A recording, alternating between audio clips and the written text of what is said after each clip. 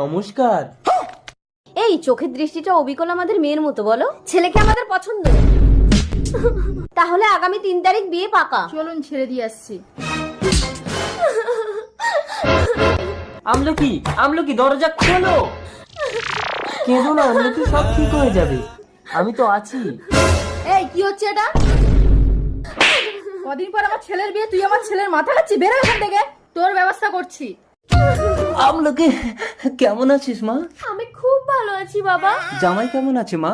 জামাই? কে জামাই? বাবা আমি কদিন তোমার কাছে গিয়ে থাকবো। একা যাবি কেন মা? জামাইকে সঙ্গে নিয়ে নে।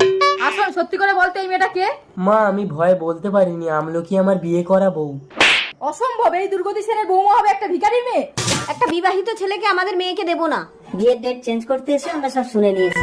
আরে যাবেন না, শুনুন। ঘরে এসো বৌমা। আমলকি আমি দুধে মিশে যাবে।